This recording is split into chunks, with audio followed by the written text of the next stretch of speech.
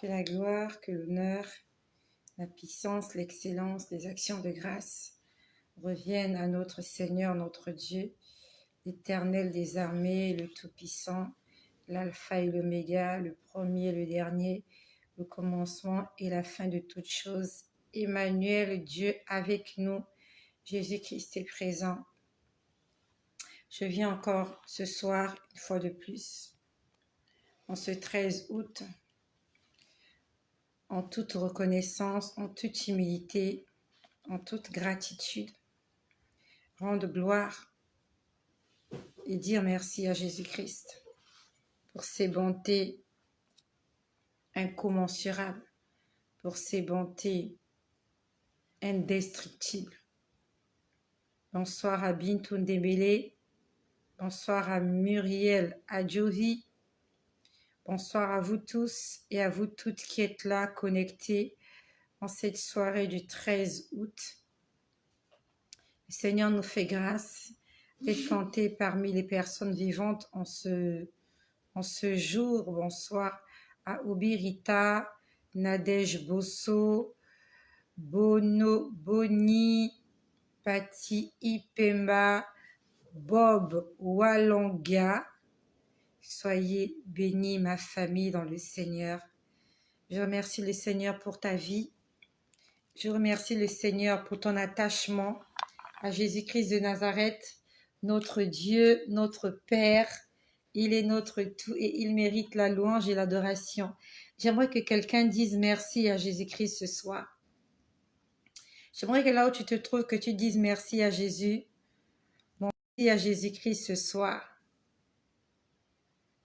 C'est une grâce d'être compté parmi les personnes vivantes en ce jour. C'est vraiment, vraiment une grâce.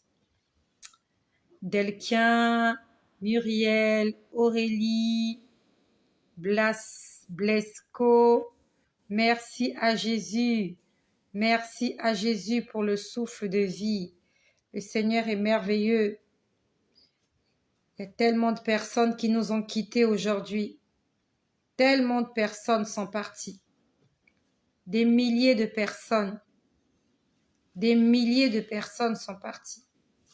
Peut-être que tu n'en es pas conscient, mais au fond de toi, je sais, et toi aussi tu sais, que c'est une grâce que nous soyons là.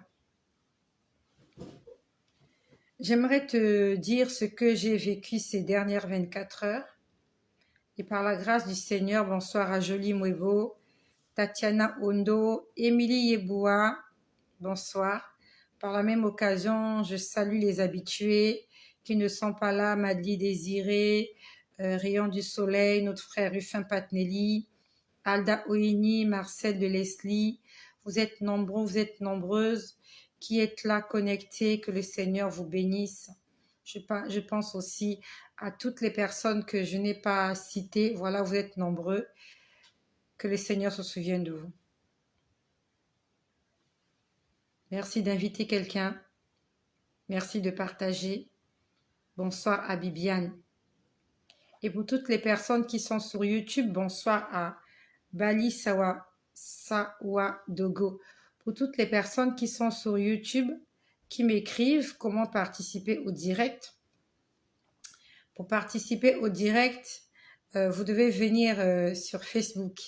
Je n'ai pas les autorisations pour faire des vidéos sur YouTube. Donc, pour toutes les personnes qui aimeraient participer au direct, bonsoir à Marina Batota. Pour toutes les personnes qui aimeraient participer au direct, donc qui sont sur YouTube, nous vous invitons sur Facebook. Nous sommes en direct sur Facebook. Bonsoir à Aline Péchino. Nous sommes en direct sur Facebook tous les jours, tous les soirs. Voilà. Tous les jours et tous les soirs, nous sommes connectés sur Facebook. 365 jours par année. Bonsoir à Patrick et Fala. Ce matin, j'étais en train de lire ma Bible. J'étais en train de lire Luc. J'étais en train de lire Luc au chapitre 3. Ça s'est passé ce matin, un peu avant midi. Je lisais Luc chapitre 3 à partir du verset 4. En fait, j'ai commencé à lire ce verset hier. Bonsoir à Zacharia. Et par la même occasion, je pense à notre sœur Zaya qui vit en Algérie. Que le Seigneur te bénisse, notre sœur Zaya. C'est vrai que tu n'es pas là tous les jours, mais je prie que le Seigneur se souvienne de toi, qu'il te fasse du bien là où tu te trouves, que le Seigneur bénisse l'Algérie, que le Seigneur bénisse ma sœur Sophie Issé et toute la famille de Tu vas le leur dire au nom puissant et glorieux de Jésus-Christ. Amen, amen et amen. Donc j'étais en train de lire, depuis hier soir, je suis en train de lire le livre de Luc au chapitre 3. Bonsoir à Patrick. Et par la même occasion, je viens t'exhorter. Je viens fortement t'exhorter à lire ta Bible tous les jours. Et quand je te demande de le faire, quand je t'exhorte à le faire, quand je te conseille à le faire, je sais de quoi je te parle. Parce que Dieu me parle beaucoup. Après avoir lu la Bible ou même en lisant la Bible, en priant, en fait, Dieu est disponible. Dieu est vraiment disponible. Donc, je t'en supplie, pour ton évolution spirituelle, pour ton épanouissement spirituel, tu ne dois pas te séparer de ta Bible. La Bible doit être ton meilleur compagnon. Bonsoir mon frère Jean qui est là. La Bible doit être ton ami. Partout où tu vas, la Bible. Everywhere you go, you must have your Bible with you. Tu dois avoir ta Bible. C'est très important. Et hier soir, j'ai lu Luc chapitre 3. J'ai lu jusqu'au verset 4 et j'ai prié et je me suis endormie. Et ce matin, j'ai relu encore Luc chapitre 3 du verset 1. Cette fois-ci, je suis allée jusqu'au verset 5. Et quand j'ai lu les 5 premiers versets de Luc chapitre 3, c'est le verset 5 qui m'a interpellée. Dans ce chapitre, au début, on parle de Jean-Baptiste, la mission de Jean-Baptiste. Et je vais le lire pour toi. Bonsoir à Doria Makoso. Dans le livre de Luc au chapitre 3, nous sommes au verset 5. Bonsoir à Beverly. Mais si on revient, on remonte plus haut, voilà. Je vais commencer par la dernière phrase du verset 4. C'est Jean-Baptiste qui parle. J'ai pas envie de faire une longue lecture, d'accord? Mais c'est Jean-Baptiste qui parle aux enfants d'Israël. Bonsoir à Alice, bonsoir à Caroline. Préparez le chemin du Seigneur. Aplanissez ses sentiers. Toute vallée sera comblée. Toute montagne et toute colline seront abaissées. Ce qui est tortueux sera redressé. Et les chemins raboteux seront aplani. Et toute chair verra le salut de Dieu. Bonsoir à Bao Bénédicte. J'ai lu ces versets. Je les ai relus. Lorsqu'on lit la Bible, bonsoir à Angèle Tito, lorsqu'on lit la Bible et qu'on la comprend, c'est une très bonne chose. Tu dois la lire. Non seulement tu dois la lire, tu dois faire des efforts pour la comprendre. Bonsoir à Sally Belogo. Quand tu n'as pas compris, relis le paragraphe, relis le passage, relis le verset, relis le chapitre et demande au Saint-Esprit de t'enseigner. Bonsoir à Angèle Tito. Ne lis pas la Bible comme un roman. C'est une bêtise que nous commettons. Et c'est une bêtise que moi aussi je commettais. Bonsoir à Pai Pai Kaka. C'est une bêtise que j'ai commise. dans le passé. Raison pour laquelle je suis passée à côté de plusieurs signes que Dieu m'envoyait.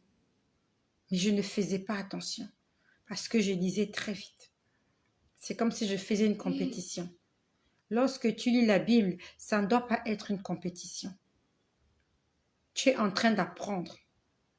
Et tant que tu n'as rien appris, tu restes sur ce verset, tu restes sur ce chapitre, tu restes sur ce paragraphe-là, tu n'avances pas. Jusqu'à ce que Dieu t'ait dit quelque chose par rapport à ce que tu as lu. Et c'est quelque chose que je viens te conseiller. Dorénavant, si tu as lu quelque chose, tu n'as rien compris, n'avance pas. Dis Seigneur, explique-moi. Bonsoir à Catherine Kaby. Seigneur, explique-moi. Qu'est-ce que tu veux m'enseigner? La Bible nous dit que Jean-Baptiste était venu pour préparer le chemin du Seigneur. Il fallait qu'il annonce la venue de Jésus. Et le message de Jean-Baptiste, c'était la repentance. On dit ici, au verset 2, au verset 3, il alla dans tout le pays des environs du Jourdain. Ça, c'est Jean-Baptiste. Jean-Baptiste allait dans tous les pays des environs du Jourdain, prêchant le baptême de repentance pour la rémission des péchés, selon ce qui est écrit dans le livre des prophètes d'Ésaïe. C'est la voix de celui qui crie dans le désert. Bonsoir à Ben Schley, mon désir. Bonsoir, monsieur. Vous m'avez dit bonsoir, madame. Je vous dis bonsoir, monsieur. Donc, Jean-Baptiste était venu prêcher la repentance. Et il prêchait la venue du royaume des cieux. Le royaume des cieux est proche. Repentez-vous et que chacun de vous soit baptisé. Aplanissez vos sentiers, car le royaume des cieux est proche. Et depuis Jean-Baptiste jusqu'à ce jour, le royaume des cieux est parmi nous. Et le royaume des cieux, c'est Jésus. Et en cette fin des temps, une voix se fait résonner dans le désert. Une voix se fait entendre. Un cri très audible se fait entendre. C'est le cri de minuit. Lorsqu'on nous parle des vierges folles et des vierges sages, il y en avait 5 qui étaient folles, il y en avait 5 qui étaient sages. On dit qu'au milieu de la nuit, une voix se fit entendre. Réveillez-vous, l'époux arrive. Sortez de votre sommeil, l'époux arrive. Et qui dit l'époux, dit aussi le royaume des cieux. Qui dit l'époux, dit Jésus. De la même façon qu'avant la venue de Jésus, il y avait un messager, il y avait un missionnaire, il y avait un envoyé qui était venu annoncer la venue de Jésus, la venue du royaume des cieux. En cette fin des temps, il y a un bruit qui se fait entendre. On ne sait pas exactement pendant combien de temps Jean-Baptiste a prêché avant que Jésus-Christ apparaisse. La Bible ne nous donne pas des précisions sur le temps que ça a pris. Est-ce que ça a pris 1 an? Est-ce que ça a pris 2 ans? On n'en sait rien. Mais ce qui est sûr, c'est que Dieu nous avertit toujours. Avant la naissance de Jean-Baptiste, ses parents avaient été avertis. Zacharie avait été visité dans le temple pendant le service. Élisabeth était au courant. Avant la naissance de Jésus, avant l'arrivée de Jésus, avant la conception de Jésus dans le ventre de Marie, Marie était avertie. Joseph aussi était averti. Dieu ne fait rien sans avoir averti des hommes et des femmes qu'il a créés à son image. Même les païens sont au courant, même s'ils ferment leurs oreilles. Mais ils ont entendu le cri de minuit, le cri du désert, le cri de celui qui dit Répentez-vous, aplanissez vos sentiers, car le royaume des cieux est très, très proche. Je crois que je vous ai dit avant-hier, j'étais là, sur mon lit, je ne dormais pas. J'ai entendu quelqu'un parler. Ça ressemblait à une personne, mais dans cette personne, il y avait beaucoup de personnes. C'est difficile à expliquer. J'ai entendu « Gloire !» Jésus revient. Quand j'ai entendu ça, je me suis dit que c'était l'enlèvement. Il y a eu quelque chose dans mon cœur. Ça fait boum. Je me suis dit, c'est l'enlèvement ou quoi? C'était les anges qui étaient en train de parler. C'est un message de Dieu. Nous sommes nombreux, nous ne connaissons pas ce qui se passe dans les choses spirituelles. Mais les anges qui côtoient le Seigneur, les anges qui adorent le Seigneur nuit et jour, la Bible nous dit que ce sont des esprits au service de Dieu afin d'exercer un ministère auprès des hommes. Les anges, certains anges savent quelle est exactement la position de Jésus actuellement. Est-ce que Jésus est toujours assis en train d'intercéder ou il est déjà debout? Il est déjà habillé de son vêtement de noces, de son vêtement de mariage, parce qu'il doit venir chercher son épouse. Mais mieux encore, nous avons le Saint-Esprit, le Consolateur, celui qui nous annonce toutes choses, même les profondeurs de Dieu.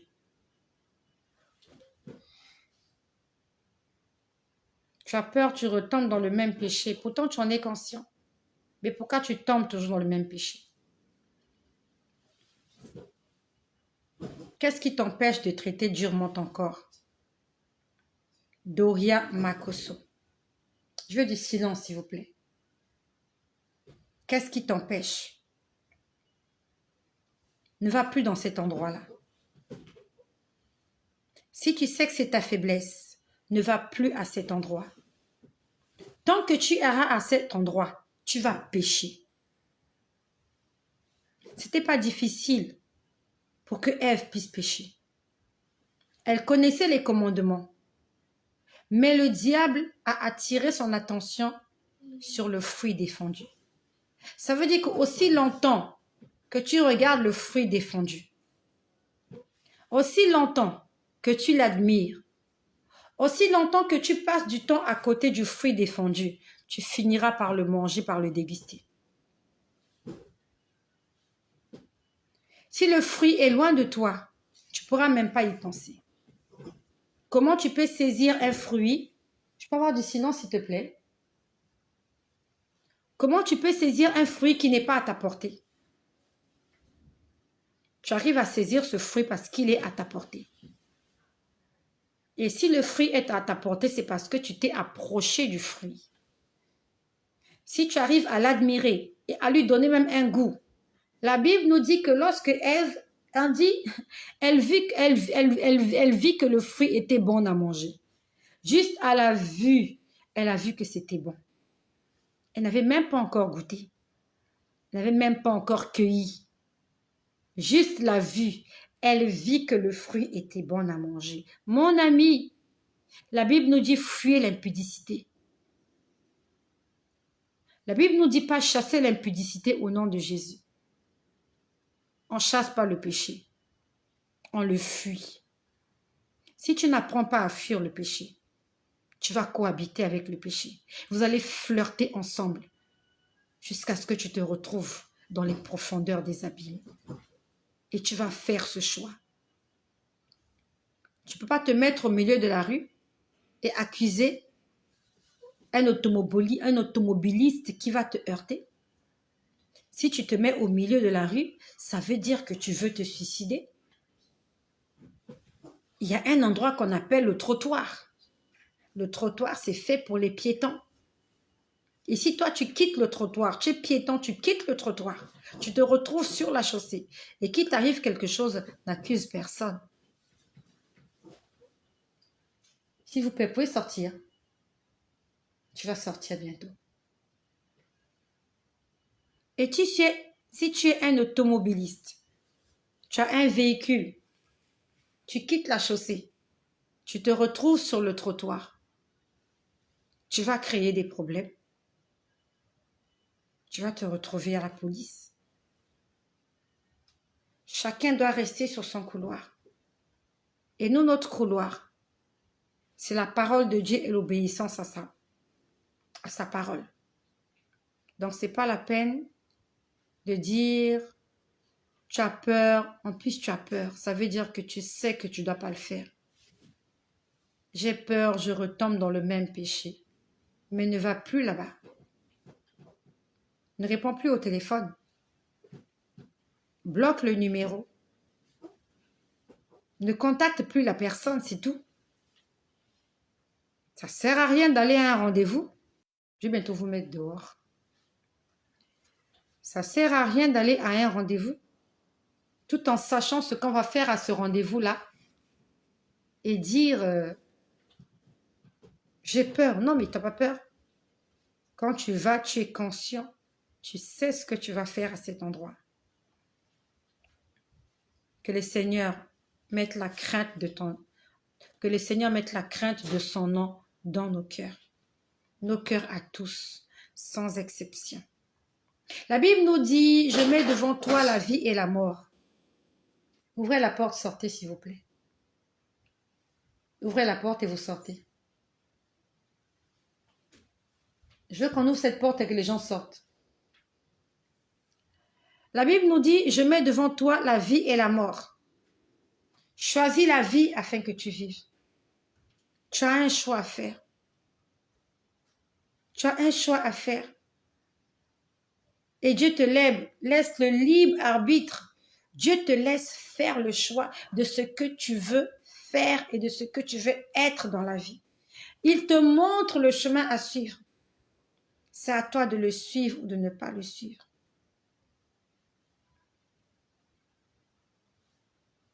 Et pendant que je suis en train de parler, je crois que c'est de toi que le Seigneur m'a parlé cet après-midi. Ça me revient. Le Seigneur, tout à l'heure, je crois qu'il était 17 heures. Il m'a montré une jeune dame. Donc, je ne sais pas si c'est de toi qu'il s'agit. Et je parle sous le contrôle du Seigneur. Ce n'est pas parce que tu t'es manifesté que je vais le dire. Juste que pendant que j'y parle, ça me revient. Cet après-midi, le Seigneur, je n'étais pas en train de dormir. Ce n'est pas un songe que je vous explique.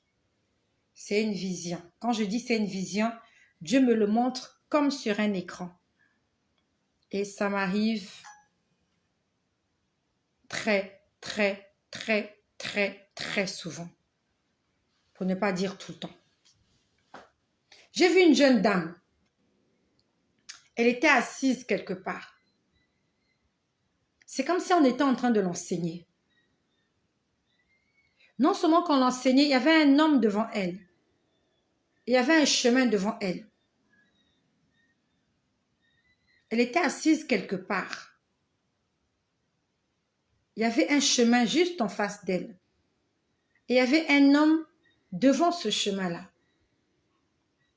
Par contre, je l'ai vu faire demi-tour.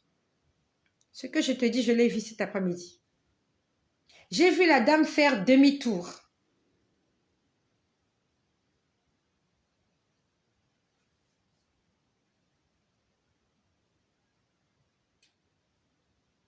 La Bible nous dit que les mauvaises compagnies corrompent les bonnes mœurs. Aline Péchineau. Les mauvaises compagnies corrompent les bonnes mœurs. Tu ne peux pas être un enfant de Dieu et fréquenter des gens qui n'ont pas la même vision que toi. Ils vont te pervertir. Tu as un choix à faire. Ou c'est ton salut, ou ce sont tes amis. Voilà. Donc, j'étais en train de dire, je vois une femme faire demi-tour. Elle fait demi-tour et elle repart où elle était. Donc, elle avait quitté un endroit, elle est venue se mettre quelque part, elle était assise, on était en train de l'enseigner. Il y avait un homme en train d'enseigner cette femme-là. Et derrière cet homme, il y avait un chemin. Je vois la dame se lever.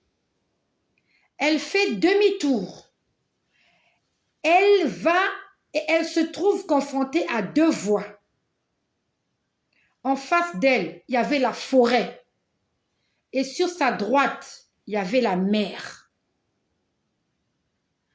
Elle était là hésitante entre la forêt et la mer. Ce que je dis, je parle sur le contrôle du Seigneur. Nous sommes aujourd'hui le 13 août.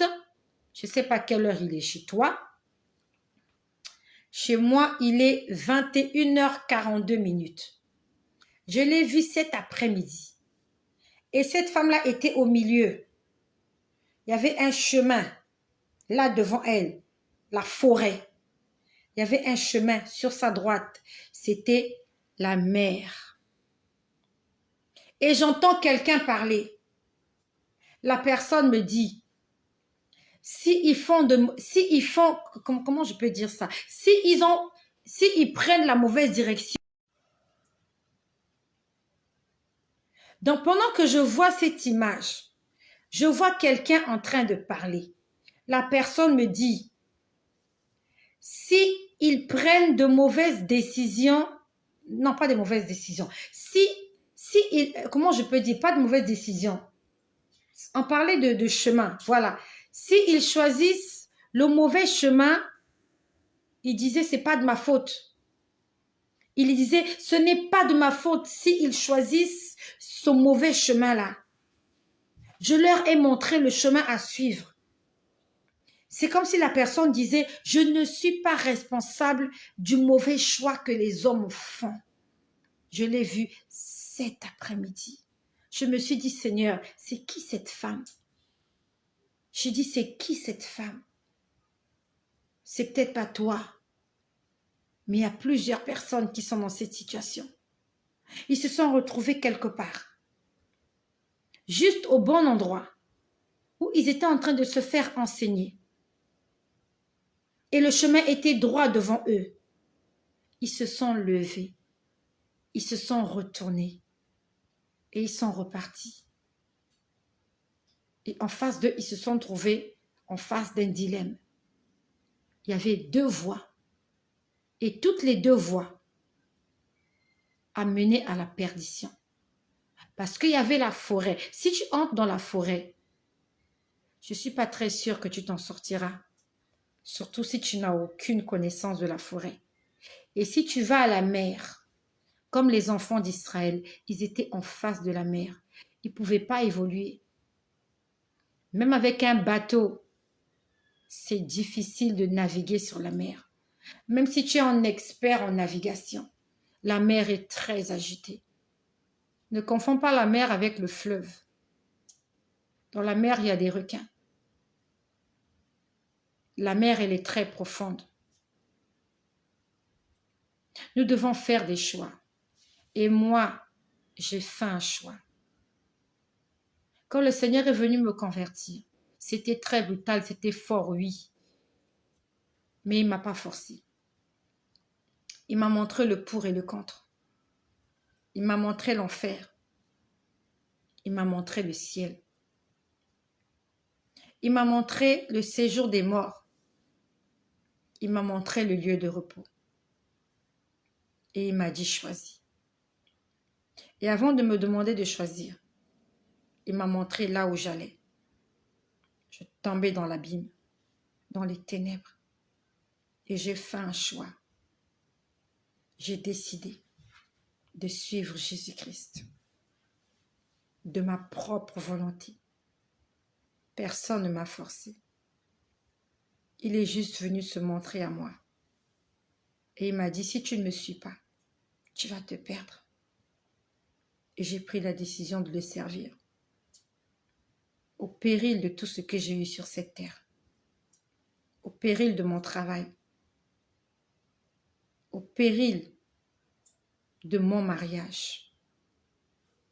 Et quand je parle de ces choses, tu sais de quoi je parle. J'ai été prête à tout sacrifier pour Jésus. Raison pour laquelle il m'a récompensé. Il a récompensé mon abandon. J'ai abandonné tout ce que j'ai eu sur cette terre. J'ai accepté de tout perdre, mais pas le salut de mon âme. Et c'est une décision que chacun de nous doit prendre et elle est personnelle. Le salut est individuel. Dieu ne te force pas. Il te montre le pour et le contre. Et tu ne diras jamais ce jour-là que tu n'étais pas au courant. Parce que Dieu a mis à l'intérieur de chacun d'entre nous la connaissance du bien et du mal. Il a mis en nous son esprit. Et c'est cet esprit-là qui nous interpelle quand nous faisons des bêtises. L'homme avec qui tu sors là, c'est pas ton mari. Et tu le sais. Et ta conscience te dit que tu n'as pas le droit, mais tu fonces quand même. Cette femme avec qui tu traînes là, c'est pas ta femme. Raison pour laquelle vous rencontrez la nuit, loin des regards, dans des endroits obscurs. Vous vous retrouvez dans cet endroit-là parce que vous savez que vous n'avez pas le droit. Vous essayez de vous cacher, comme Adam et Ève. À partir du moment où tu te caches, c'est parce que tu es conscient que Dieu n'aime pas ce que tu fais. Si tu sais que Dieu aime ce que tu fais, tu le ferais au vu de tout le monde. Tu voles de l'argent en cachette, tu détournes de l'argent, tu escroques les gens. Tu le fais dans le noir parce que tu sais qu'il y a des yeux qui sont braqués sur toi. La Bible nous dit que l'œil de l'Éternel est sur la terre afin de regarder les actions des hommes. Et tu vas faire le choix. Le choix te revient.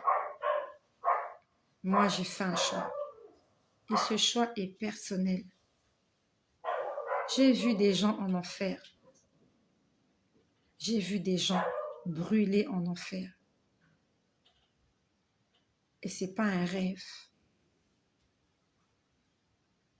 C'est pas un mythe. Ce n'est pas de l'imagination. Je ne suis pas atteinte de schizophrénie. Je suis une personne sensée.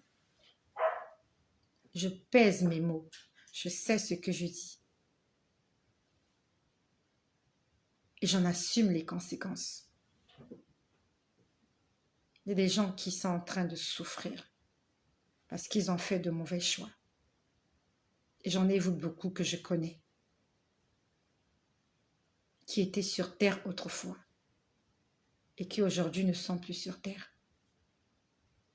Et ce sont des milliards de personnes qui se retrouvent coincés, serrés, les uns contre les autres. Et chacun pour soi dans cet endroit. Chacun souffre. Et personne ne peut aider l'autre. Parce que toi-même, tu es perdu.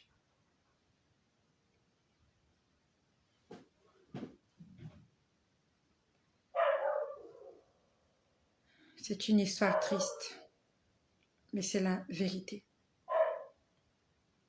Qui que tu sois, même si tu es un chrétien, même si tu es une chrétienne, si tu marches dans le péché, même si tu es un pasteur, même si tu es un grand prophète, même si tu fais tomber le feu du ciel comme Élie, si tu vis dans le péché, la porte du royaume des cieux te sera fermée, à moins que tu te confesses.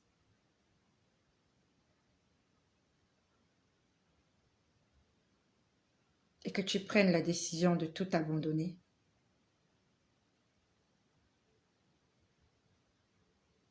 C'est un choix que tu devras faire.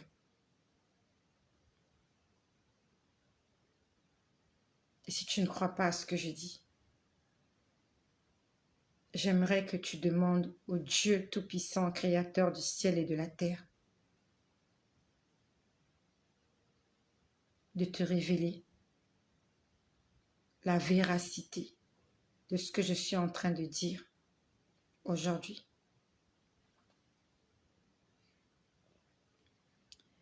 Si tu ressens le désir de te faire baptiser à nouveau, ce n'est pas un péché, mais ce n'est pas le baptême pour la deuxième fois qui va te changer. C'est ton engagement, ta décision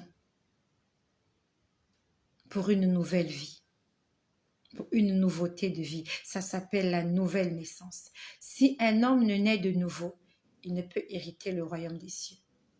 La nouvelle naissance, c'est tout abandonner et accepter ce que Dieu te propose maintenant. Avant, tu étais maître de toi. Ça, c'est ton ancienne vie. Et quand tu nais de nouveau, tu n'es plus maître de toi. C'est Dieu, c'est Jésus qui est maître de toi. C'est lui qui te guide. C'est lui qui t'accompagne. C'est lui qui te conduit. C'est lui qui t'enseigne. C'est ça, la nouvelle naissance.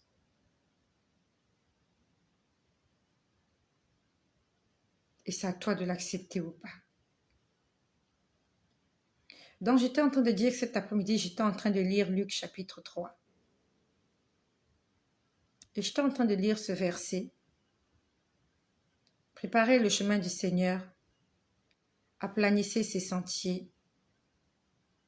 Toute vallée sera comblée, toute montagne et toute colline seront abaissées.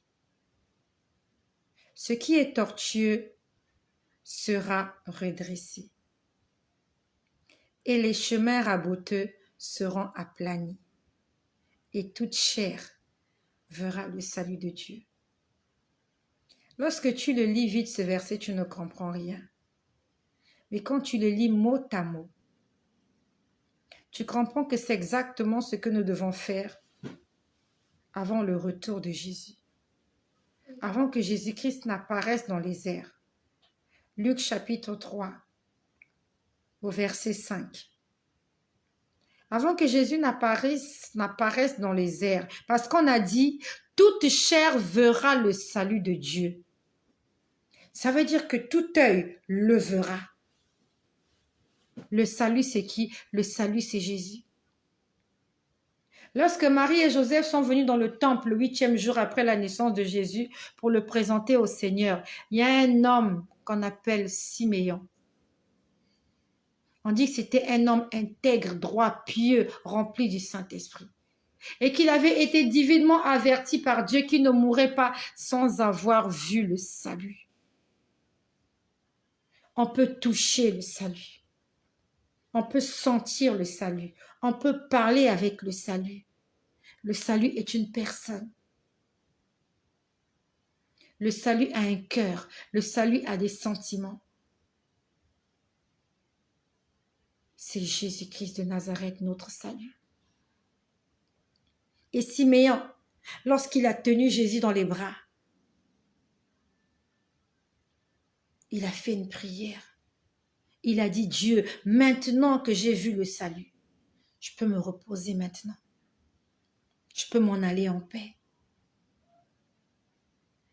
Et pendant que nous sommes là en train d'attendre le salut, comme Jean-Baptiste le disait aux enfants d'Israël, il allait de pays en pays aux alentours du Jourdain, prêchant la repentance et le baptême. Et il leur disait, préparez le chemin du Seigneur, aplanissez ses sentiers. Toute vallée sera comblée. Tu sais ce que c'est qu'une vallée? La vallée. Toute vallée sera comblée. Toute montagne sera abaissée. En cette fin des temps, notre moi, notre égoïsme doit disparaître. Notre élévation Notre orgueil doit s'aplanir. Ce qui est tortueux sera redressé. Tout ce qui est tortueux dans notre vie doit être redressé. Les chemins tortueux que tu fréquentes, la vie tortueuse que tu as, en ces temps de la fin, c'est le cri de minuit, c'est le cri de Jean-Baptiste. Il parle dans le désert, mais il y a des gens qui l'écoutent même dans le désert. Il n'y a pas beaucoup de gens qui vivent dans le désert, mais il y a des gens qui sont dans le désert. Et ceux qui sont dans le désert, ce sont lesquels? C'est ceux-là qui sont sortis d'Égypte et qui se rendent à Canaan. Ils sont dans le désert. Ce sont les enfants d'Israël, la nation élue. Israël charnel, Israël spirituel. Nous sommes dans le désert. Et c'est dans ce désert-là qu'on entend la voix de celui qui crie. Le cri de minuit. Préparez le chemin du Seigneur, aplanissez ses sentiers, que toute vallée soit comblée, que toute montagne et que toute colline soit... My God. Ce qui est tortueux sera redressé et les chemins raboteux seront aplanis. À ce moment-là, toute chair verra le salut. J'ai lu ce verset. J'ai compris que Dieu nous demandait de faire quelque chose. Dieu est en train de nous demander de faire quelque chose. Et ça se passe dans le désert, pas en ville, pas dans les villes. Jean-Baptiste ne prêchait pas dans les villes, il était dans le désert. Là où des hommes et des femmes ont abandonné le matériel, ils ont abandonné tout ce qui peut frapper à l'œil. Et ils se concentrent. Et ils dépendent de Dieu. Dans le désert, tu ne peux pas construire un building dans le désert. Il y a du sable à perte de vue. Tu ne peux pas élever des animaux dans le désert. Il n'y a pas d'eau, il n'y a pas d'herbe, il n'y a pas de verts pâturages. Tu ne peux pas faire des étangs dans le désert. Dans le désert, il n'y a pas d'eau, il n'y a pas de poissons. Dans le désert, il n'y a rien. Et quand tu vis dans le désert, ça veut dire que tu es un homme, tu es une femme solide. Tu es une personne endurante. Tu as fui la civilisation. Tu as fui le modernisme. Tout ce qu'on appelle nouvelle technologie, ça ne te dit rien.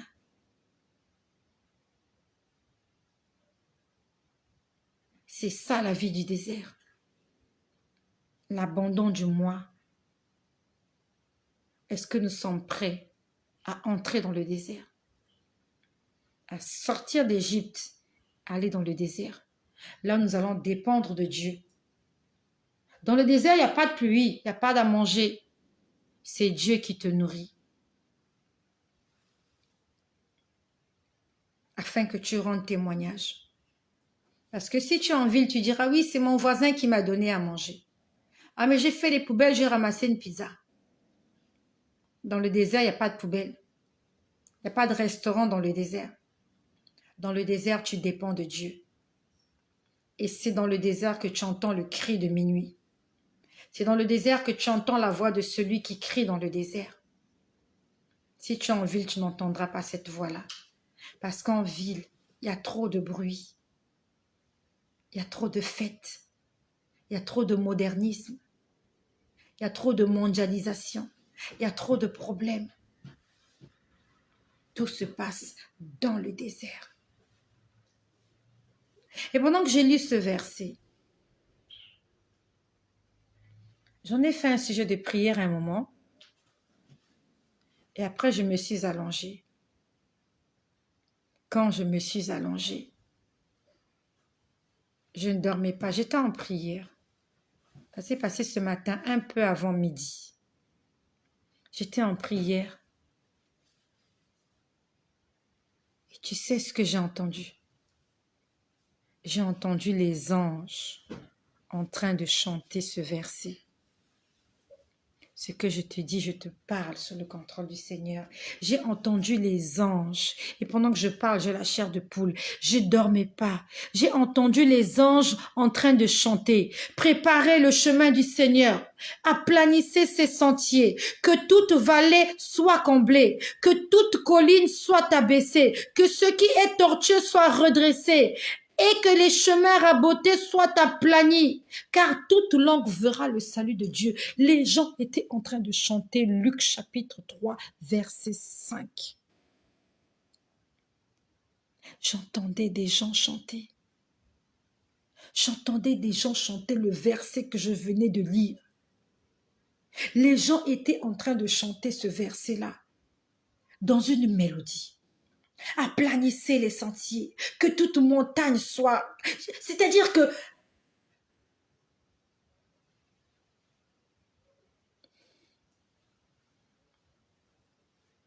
je suis dépassée. Je suis dépassée de ce que je vis.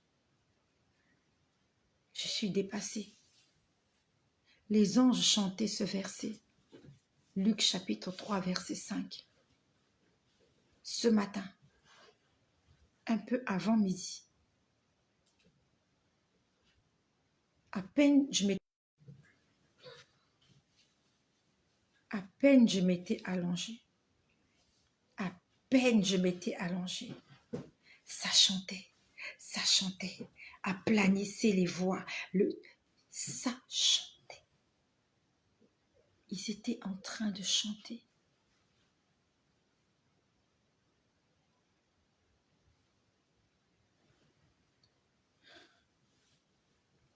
Nous sommes des hommes et des femmes avertis. Et aucun de nous. C'est vrai, nous ne sommes pas très nombreux. J'aurais voulu que nous soyons plus nombreux pour entendre ceci. Et dans la mesure où nous ne sommes pas nombreux, tu vas envoyer ce message à une bien-aimée, à un bien-aimé qui doit l'écouter.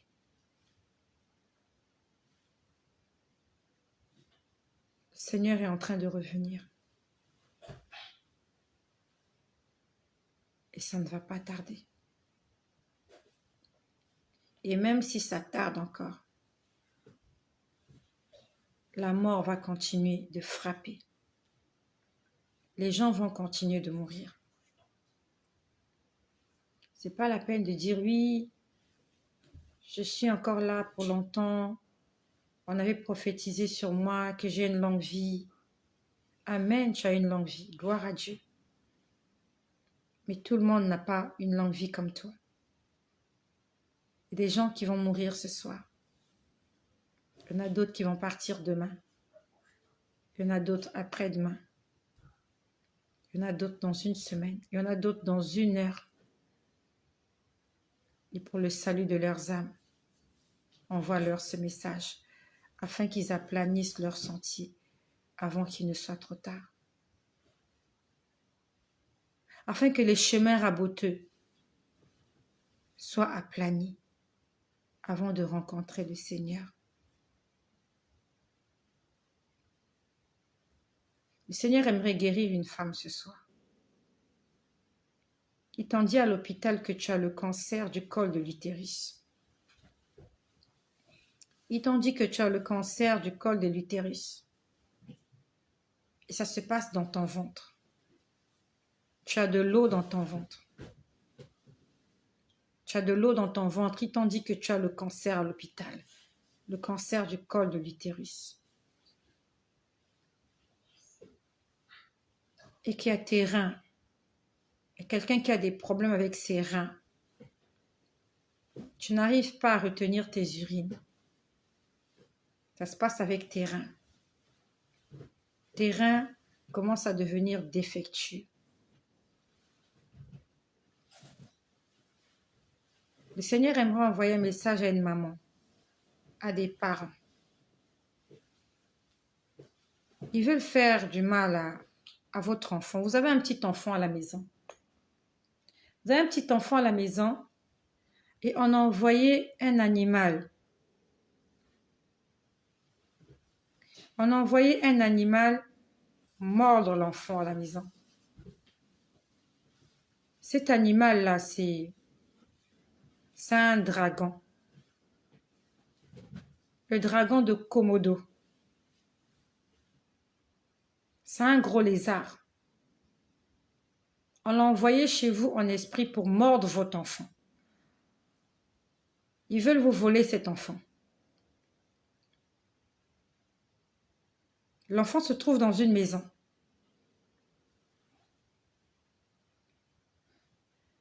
Votre maison, elle est... J'ai vu votre maison de l'extérieur. La couleur de l'extérieur, c'est jaune.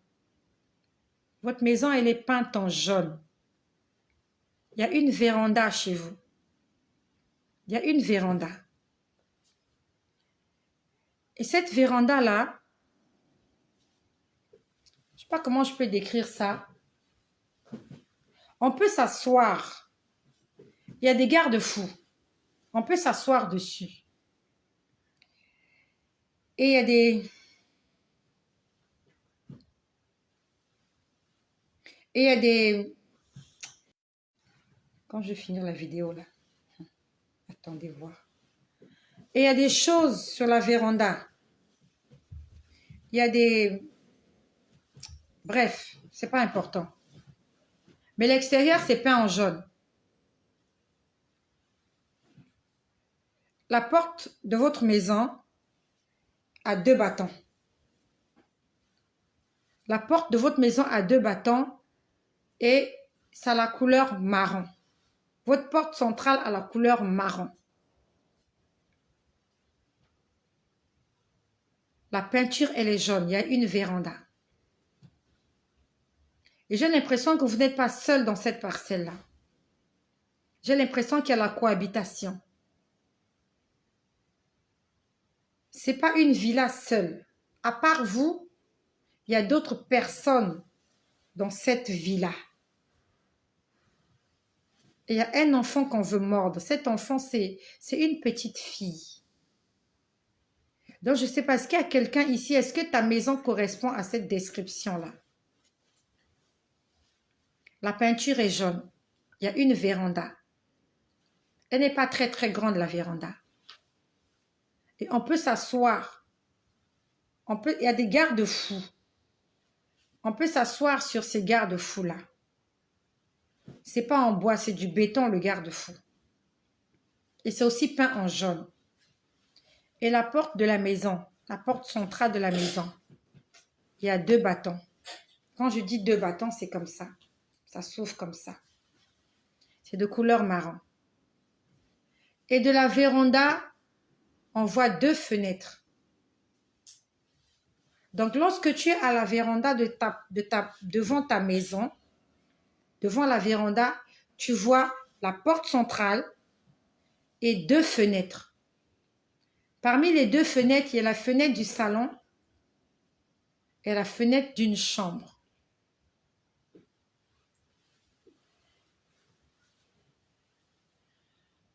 Donc, je ne sais pas, est-ce qu'il y a quelqu'un...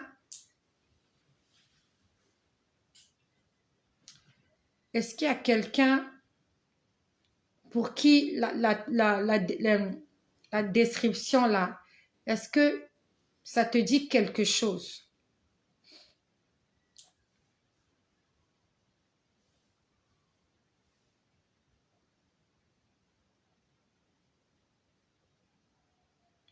Bref, nous allons prier ce soir.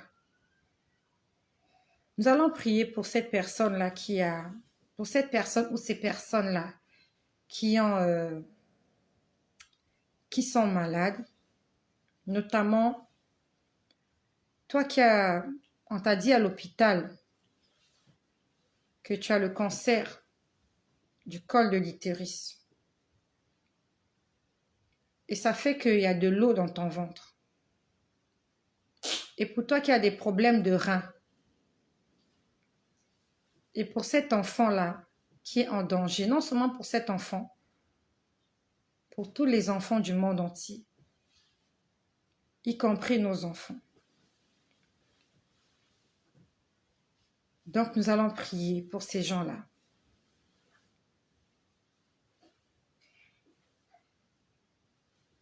Nous allons prier pour ces gens-là. Mais avant de prier pour ces gens-là, nous allons répandre nos cœurs devant la présence du Seigneur. Que le Seigneur ait pitié de nous, qu'il pardonne nos péchés, qu'il vienne sécher les larmes de nos yeux, parce que nous avons beaucoup de problèmes. Il y a plusieurs personnes qui n'arrivent pas à abandonner le péché parce qu'ils ont trop de problèmes. Que le Seigneur use de bonté en notre faveur, qu'il nous pardonne. Non seulement il va nous pardonner, mais nous aussi personnellement, nous allons prendre la décision de le servir de tout notre cœur, de toute notre âme, de toute notre pensée, de toute notre force. Et nous allons prier pour ces personnes qui ont besoin de nos prières. Je t'invite avec moi. Tu vas te recueillir un instant. Nous allons nous approcher du trône de grâce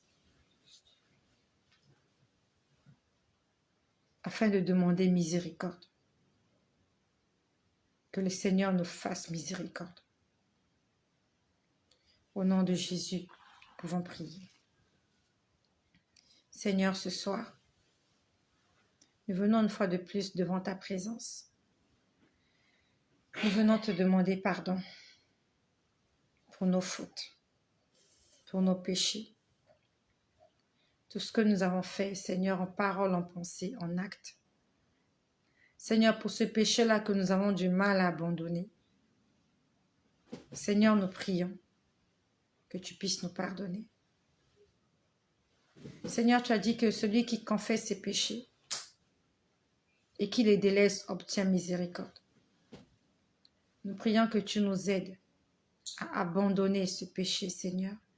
Je te demande pardon pour ma maison, pour tous ceux qui vivent sous mon toit. Seigneur, pardonne ma maison, pardonne les parents, pardonne les enfants, pardonne les grands-parents, pardonne tous les membres de ma famille paternelle, ma famille maternelle, ma belle famille, mes amis, mes voisins, toutes les personnes qui me connaissent de loin ou de près. Seigneur, pardonne l'Église, l'épouse corps du Christ. Seigneur, pardonne, pardonne, nous t'en supplions. Efface nos péchés, purifie-nous, lave-nous par ton sang précieux. Au nom puissant de Jésus-Christ. Amen. Nous allons prier pour cette personne qui est malade et pour toutes les personnes malades. Et ce soir, le Seigneur m'a parlé d'une femme qui a le cancer. Ça se passe dans son ventre. Et pour toi aussi qui es malade, nous allons prier que le Seigneur te guérisse là où tu te trouves. Que cette maladie-là te quitte ce soir par la puissance du nom de Jésus-Christ. Et surtout, n'oublie pas que tu as été choisi pour servir le Seigneur. Comme la belle-mère de Pierre. Si Dieu te guérit, lève-toi et commence à le servir.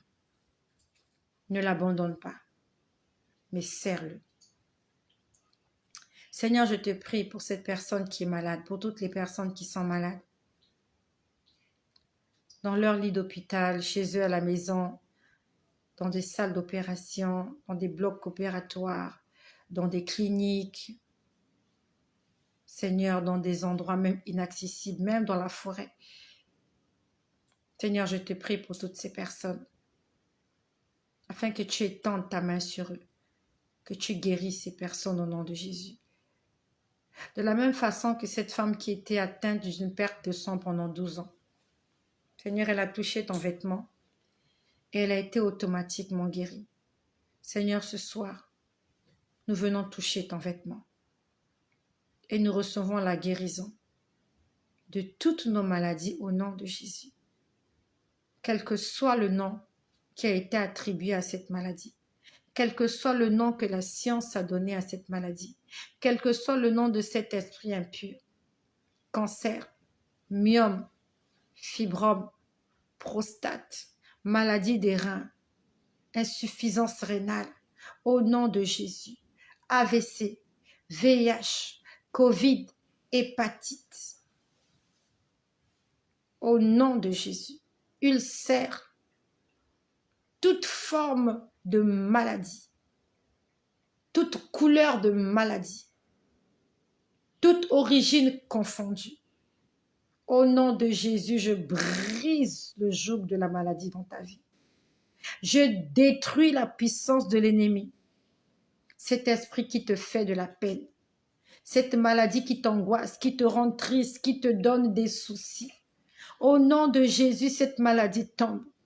Les chaînes sont brisées ce soir. Par la puissance du nom de Jésus, les chaînes tombent ce soir. Les chaînes de la maladie, les chaînes de la persécution, les chaînes des blocages, les chaînes de la mort, addiction. Au nom de Jésus, toute forme de détresse dans ta vie, je détruis, je renverse cela par la puissance du nom de Jésus. J'ordonne à l'esprit impur de quitter ton corps maintenant. Esprit impur, tu quittes ce corps maintenant. Tu sors maintenant. Tu sors maintenant au nom de Jésus. Au nom de Jésus, j'ai reçu le pouvoir de chasser les esprits impurs. J'ai reçu le pouvoir de guérir toute maladie et toute infirmité. Au nom de Jésus, j'ordonne à cette maladie de te quitter. Au nom de Jésus, je déclare que tu es guéri ce soir par la puissance du nom de Jésus-Christ. Seigneur, je te prie pour nos enfants. Seigneur, tu m'as montré cette petite fille qui est en danger. Ils ont envoyé un dragon.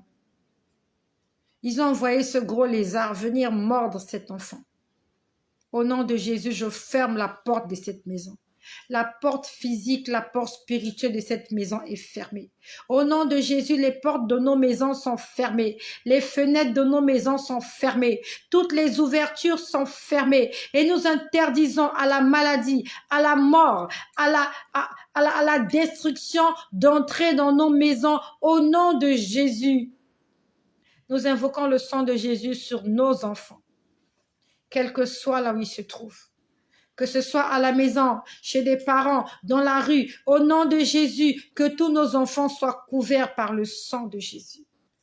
Que tous les membres de nos familles, où qu'ils soient, par rapport à l'alliance que nous avons faite avec le roi des rois, nous déclarons que toute notre famille est couverte par le sang de Jésus. Seigneur, je te prie pour nos époux, nos maris là où ils se trouvent. Seigneur, quel que soit l'endroit là où ils se trouvent. Seigneur, quel que soit ce qu'ils sont en train de faire là où ils sont. Seigneur, nous t'en supplions, protège-les. Protège-les, Seigneur, parce que comme Josué, moi et ma maison, nous servirons l'Éternel. Même si nos maris ne sont pas convertis, même si nos épouses ne sont pas converties, même si nos enfants ne sont pas convertis, même si les membres de nos familles ne sont pas convertis, nous prions pour le salut de toutes ces personnes ce soir au nom de Jésus et nous déclarons qu'ils seront sauvés. Nous déclarons qu'ils seront sauvés. Car dans ta parole, il est écrit, crois au Seigneur Jésus-Christ et tu seras sauvé, toi et toute ta famille. Seigneur, par rapport à cette parole, je déclare ce soir que moi et ma famille, nous sommes sauvés. Toute ma famille, chaque personne confondue, même sur son lit d'hôpital, sur son lit de mort, il va confesser le nom de Jésus. Elle va confesser le nom de Jésus. Ainsi, je le déclare sous ta parole, qu'aucun membre de ma famille ne périra. Ils seront tous sauvés. Parce que je crois en tes promesses, Seigneur. Je crois en tes promesses, Seigneur, de la même façon que Joseph a sauvé sa famille de la famine à Canaan. De la même manière, je suis le Joseph de ma famille. Je vais sauver tous les membres de ma famille par mes prières, par mes jeûnes, par l'évangélisation. Je ne sauverai pas seulement les autres nations, mais aussi ma famille. Au nom de Jésus, je le déclare ce soir. Toutes les écoles sont couvertes par le sang de Jésus. Les restaurants, les commerces, les sociétés, au nom de Jésus, partout où sont nos enfants. Merci parce que tu délivres, Seigneur éternel, toutes ces personnes qui sont malades. Ces enfants, Seigneur, dans les pédiatries. Ces enfants dans les couveuses, Seigneur éternel Dieu. Ces femmes en état de gestation.